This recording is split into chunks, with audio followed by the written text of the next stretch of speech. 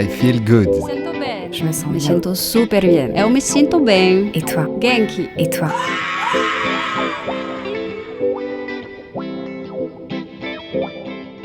I Feel Good, le podcast qui vous veut du bien, vous donne un éclairage sur le grand éventail des activités de bien-être, développement personnel et spirituel et autres initiatives inspirantes. Ce podcast vous est présenté par Armelle Béraudy. Musique originale, Florence Bonnardel.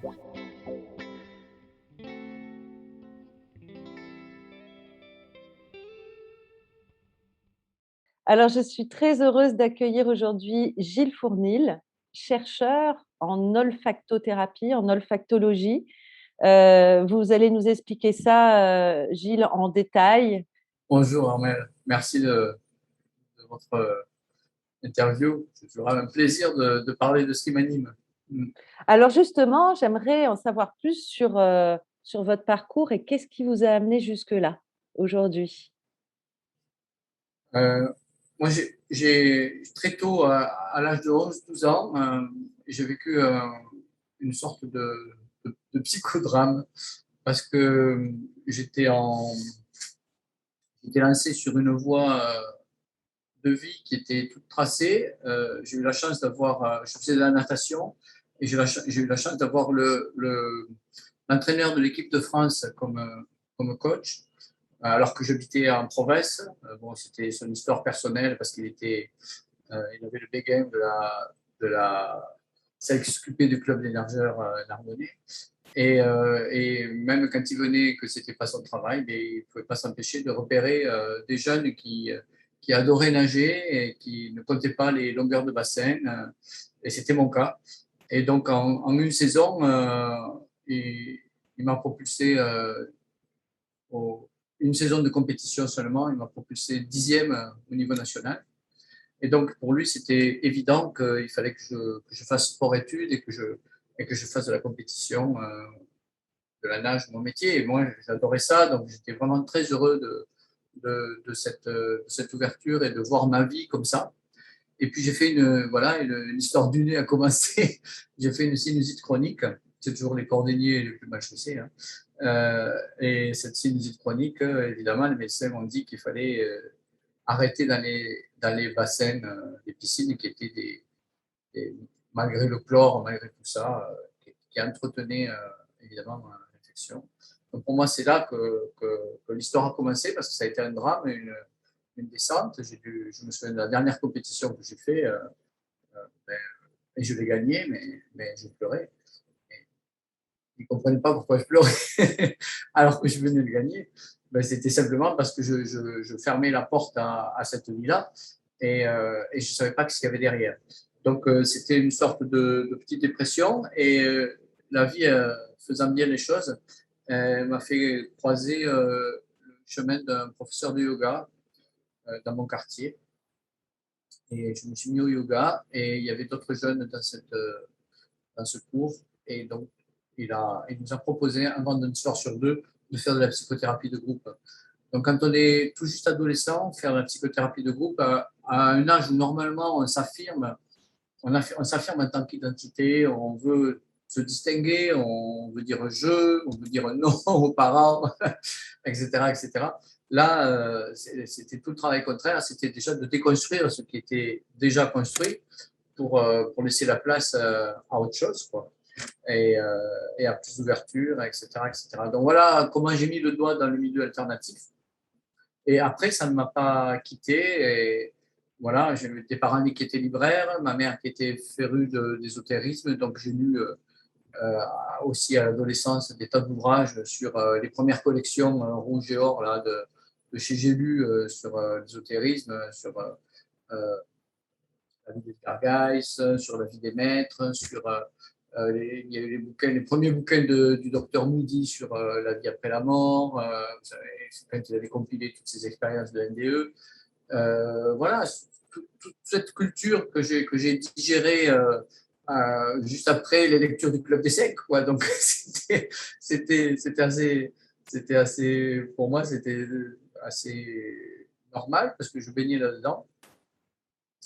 Et puis voilà, après, j'ai fait des tas de stages, des tas de formations, des tas d'expérience personnelle, la formation, j'ai fait du Reiki, je me suis formé à Reiki, j'ai fait de la sophro, j'ai fait bon, du yoga, de la relaxation et du transpersonnel. Voilà, la formation qui m'a le plus avec Patrick Gros, qui m'a le plus marqué, c'était celle avec Patrick Gros en transpersonnel. Voilà.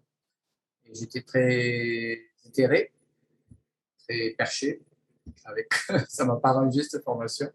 Et, et je suis arrivé à un moment de ma vie, quand à la naissance de mon fils, où il a fallu que je redescende bien sur Terre, parce que là, la présence de cet enfant l'exigeait grandement. Et grâce à lui, on a rencontré un ostéopathe de Perpignan qui est décédé, qui est parti à la fin de l'année dernière, qui était aveugle, qui est devenu un ami et un maître. Je dis un maître amicalement, il n'y avait pas de dévotion ni de relation de maître à élève comme traditionnellement on l'entend, mais c'était vraiment pour moi un mentor, quoi. Hein. Et j'ai travaillé avec lui sur une méthode qu'il développait en France, qui est issue de l'ostéopathie américaine, qui s'appelle enfin lui, il avait traduit comme étant la somatothérapie ou la somatologie, c'est-à-dire la libération des émotions par le toucher. Et donc, ça m'allait très bien, pour moi déjà, parce que ça m'a ramené dans le corps, ça m'a ramené dans la structure. Et puis après, je pratiquais avec lui au cabinet à Perpignan cette méthode, je l'assistais dans ses séminaires, etc. Et on cherchait un peu, il était très créatif, très intuitif, bien sûr, puisqu'il n'avait pas la vue, donc il a développé les autres sens d'une façon très intense. Et puis, j'ai eu la chance d'avoir une connaissance qui tenait à Toulouse un centre Tomatis. Tomatis est un chercheur qui a grandement fait parler de lui. Maintenant, on ne parle plus de la méthode Tomatis, on parle de la psychoacoustique. C'est-à-dire, c'est la rééducation de l'oreille, puisque d'après cet homme, on ne naît pas avec des oreilles capables de capter tout le spectre auditif. Et c'est au fur et à mesure qu'on grandit qu'on apprend à accepter telle et telle fréquence et à les digérer et à les entendre. J'ai eu la surprise, le premier jour où je suis arrivé dans ce centre Tomatis à Toulouse, où il y a un jeune audiotechnicien qui me fait passer un test audiométrique, oreille droite, oreille gauche. Et donc, il sort une courbe des fréquences que l'on entend bien, fréquences que l'on entend moyennement et des fréquences que l'on occulte, que l'on n'entend pas. Évidemment, si on ne les entend pas, c'est parce qu'on les occulte. Et donc, j'ai eu la surprise, ce jeune qui n'avait pas du tout l'aura d'un devin ou d'un quelque chose comme ça, il lit mes deux courbes audiométriques, il me raconte ma vie.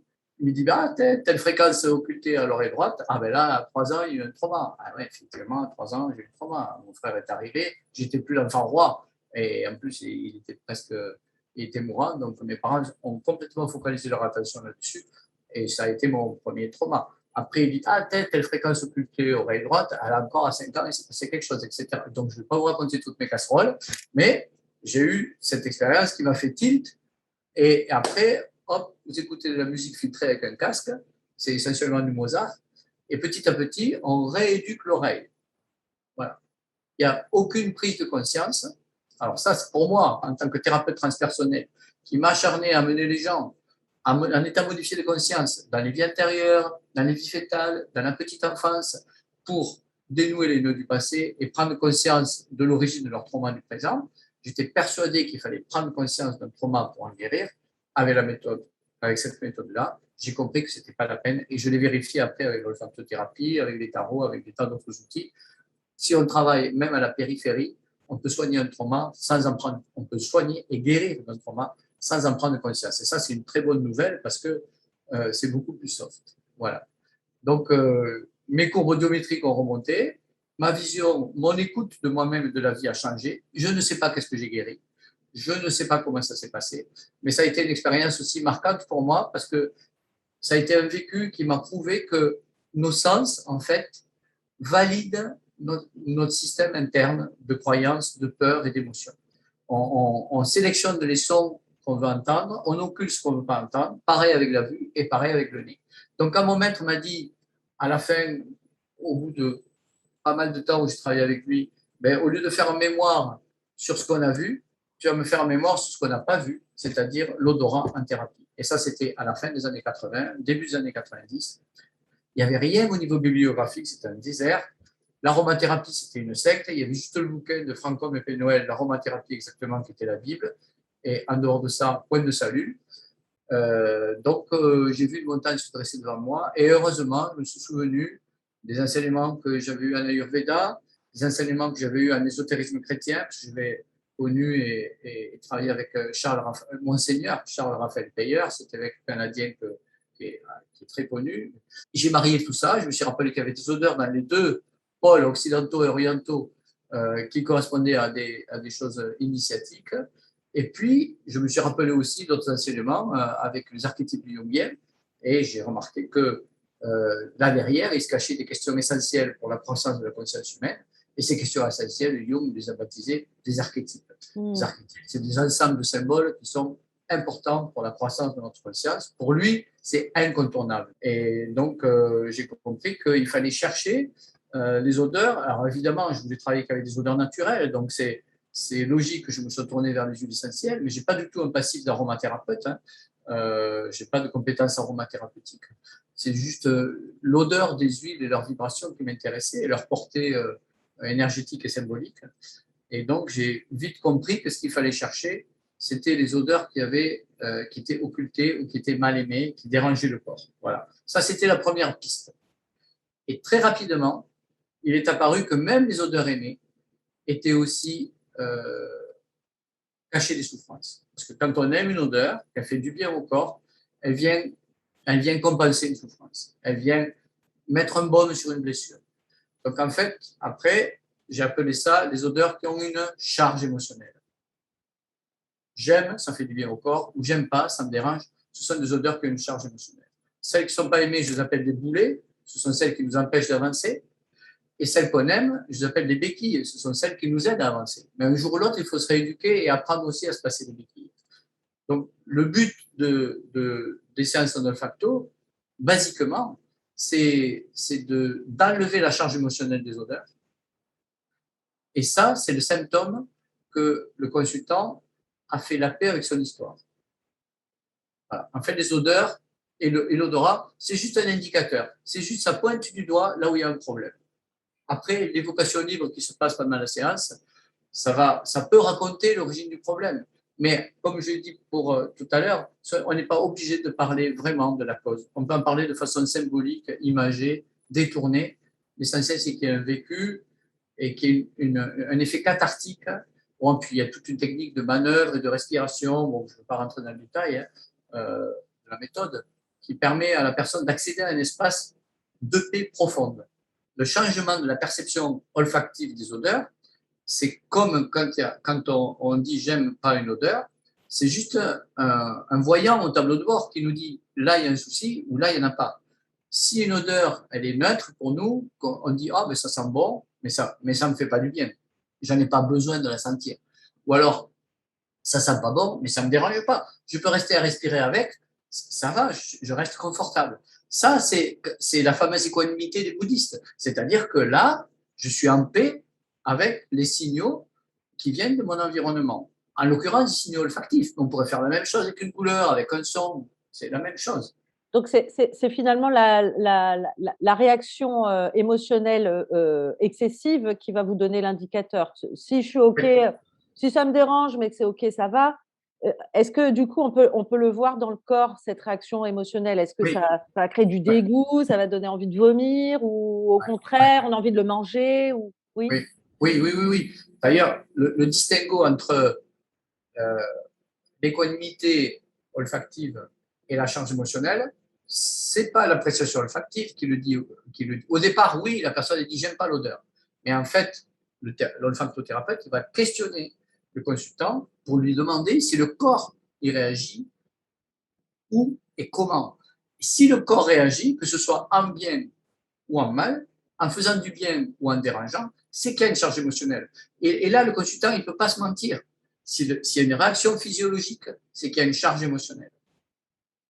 S'il n'y a pas de réaction physiologique, on est en paix avec l'odeur. Et ce qu'elle véhicule comme question, l'archétype qui est derrière, etc., ça veut dire que la personne elle est en paix avec cet archétype. Ou alors elle occulte le conflit. Et ça arrive. C'est bien depuis Freud, que le refoulement, c'est quelque chose de très commun chez l'humain. Donc, quand on n'est pas prêt à aborder un problème, on le refoule.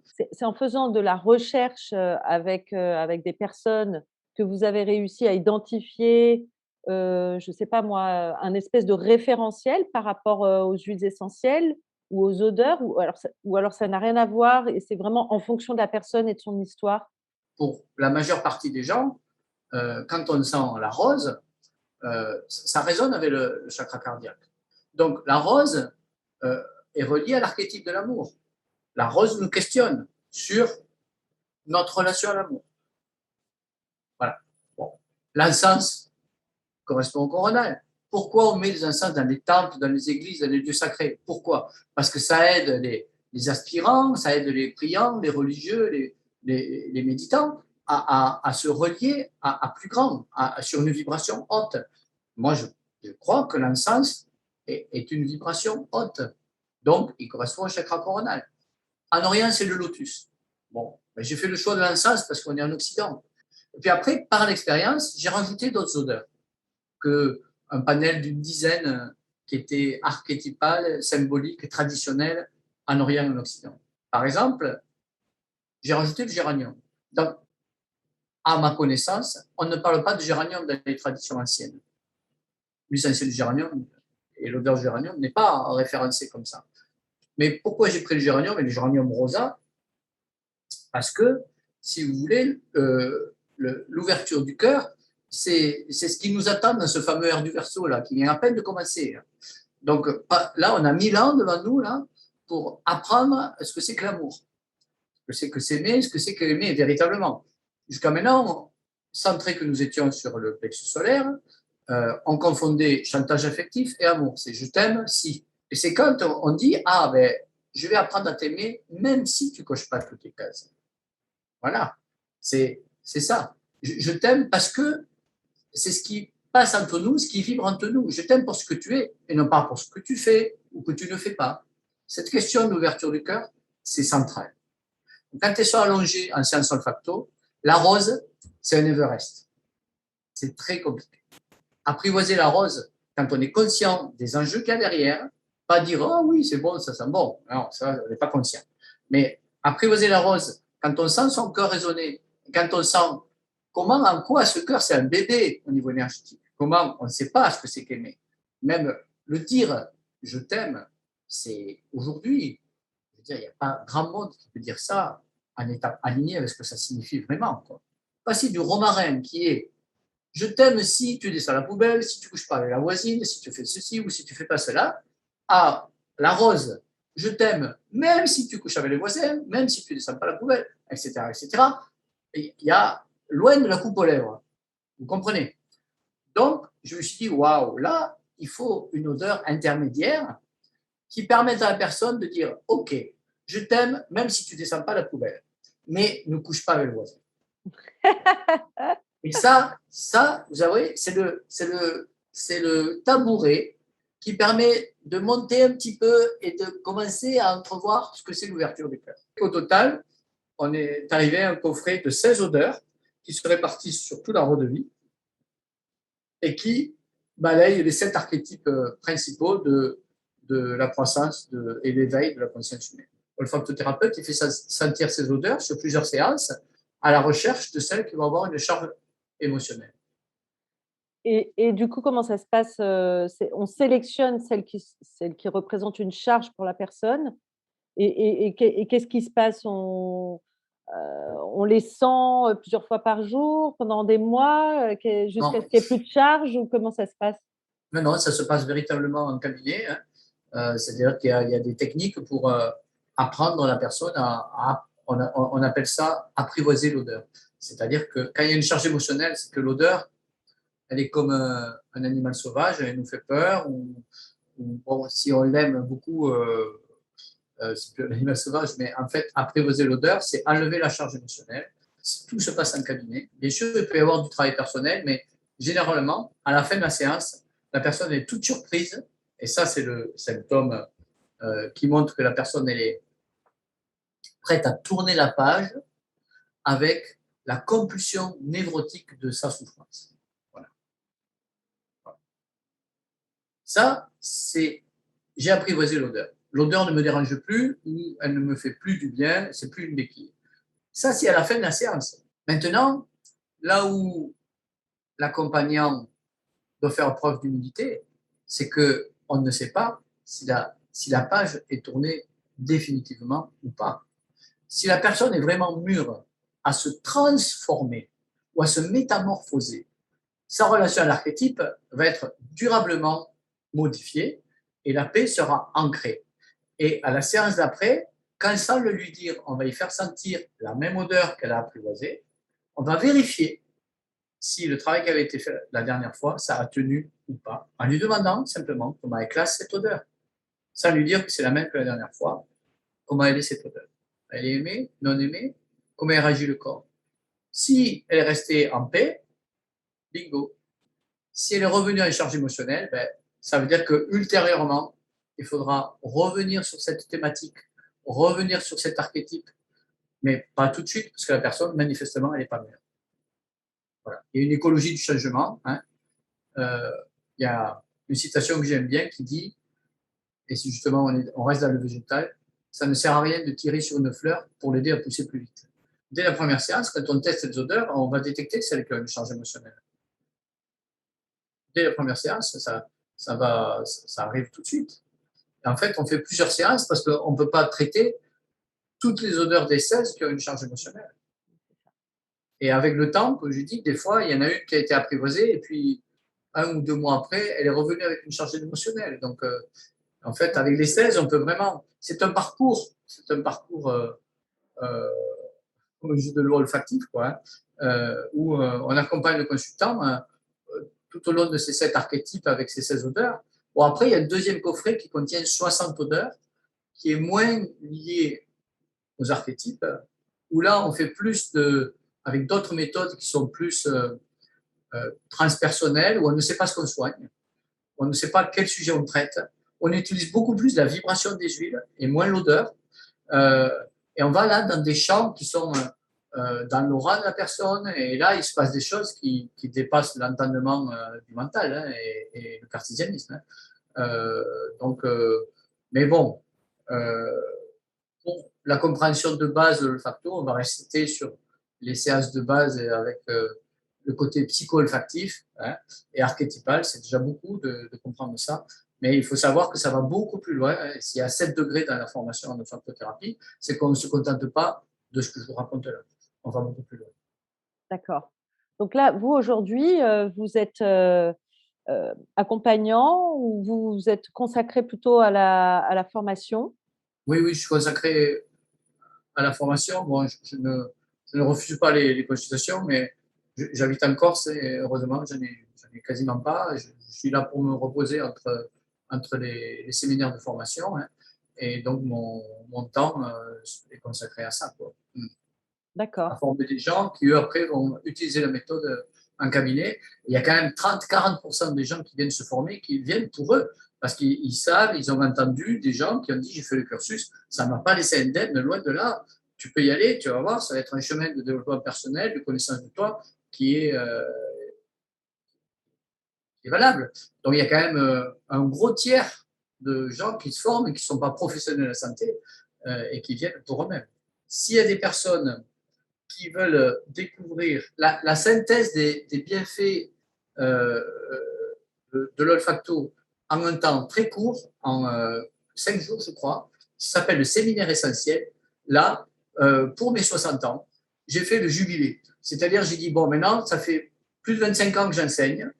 Si je devais faire une synthèse de ça pour offrir en un minimum de temps à des gens qui viennent, pas pour se former, mais pour eux-mêmes, comment je pourrais faire profiter les gens de ça. Et ça, c'est le séminaire essentiel, ça a lieu tous les ans. Et ça a été tellement profitable pour ces gens que je renouvelle. Et donc, le séminaire essentiel, c'est, à mon avis, pour les gens qui nous écoutent, ça sera peut-être l'approche la plus percutante en un minimum de temps pour ne pas consacrer du temps à se former, à suivre 7 degrés de formation qui durent quand même le premier 3 jours et après 4 jours et demi, 5 jours et demi chacun. Donc, c'est lourd, quoi. S'il y avait une huile essentielle aujourd'hui qui représenterait cette période ou qui pourrait nous aider dans cette période particulière, ce serait laquelle? Dans cette période particulière, euh, j'aurais envie de dire le jasmin. Parce que la plupart de nos souffrances sont liées à trop d'identification. D'identification à mon rôle d'enseignant, identification à l'olfacto, identification à mon rôle de mari, de père, identification à mon corps, à mon enveloppe physique, etc. Chaque fois qu'on est trop identifié, on souffre. Et en ce moment, ce qui fait souffrir beaucoup de monde, c'est l'identification à des croyances. Voilà. Et au corps aussi, parce qu'il y a des peurs liées, justifiées, liées à la maladie, des peurs justifiées liées à la mort, à la souffrance, etc., etc. Mais si on se rend compte qu'on est avec le jasmin, il nous toujours à nous rappeler que on est juste que de passage dans ce corps physique. Se prendre le chou avec les vaccins, le virus, ceci, cela, c'est juste oublier ça. Donc le jasmin, lui, il vient nous rappeler ça. D'ailleurs, Yasmine, Yas, c'est le désespoir, et Min, c'est l'erreur. Le jasmin, il nous dit, le désespoir est une erreur.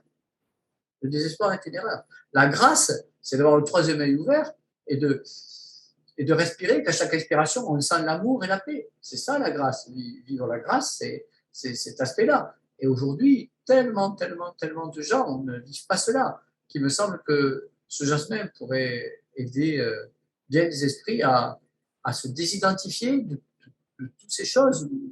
Moi, j'hallucine de voir des couples qui se séparent, parce qu'il y en a qui veulent se vacciner, d'autres non. Je dis, waouh, mais où on est, quoi? On est dans des attachements à des croyances. Alors, ceux qui croient, ils me diront, c'est pas une croyance, c'est prouvé scientifiquement, ou ceci ou cela. Mais c'est encore une identification. On veut tellement justifier la croyance qu'on dit ça, c'est vrai. Mais où est la vérité? Il n'y a pas de vérité. La seule vérité, c'est ce qui est au-delà de nos identifications. C'est ça qui reste au-delà de tout. La seule vérité, c'est ce qui est éternel. Ce qui n'est pas éternel, c'est pas vrai, puisque ça s'arrête un jour. Ça veut dire qu'il y a autre chose qui va arriver derrière. Sentir le jasmin comme ça, en étant dans une compulsion de croyance et d'action, ça ne va pas avoir grand effet. Ce qui est important, c'est de prendre du temps. Aujourd'hui, le luxe, c'est le temps. C'est de prendre du temps, de s'arrêter et de respirer tranquillement et de sentir qu'on peut accéder à cet espace de paix. À le faire dans la nature, c'est encore plus facile parce que la nature est tellement pleine d'amour, de bonnes vibrations, de bonnes fréquences. Donc, respirer dans la nature. C'est comme ça que je vais conclure avec Philippe Ferrer et c'est comme ça que je peux conclure avec vous parce que le jasmin, encore une fois, c'est une béquille et c'est une fenêtre ouverte sur. Mais si on ne prend pas le temps de se poser devant cette fenêtre, de la contempler, de s'en imprégner, on va regarder un paysage et c'est tout.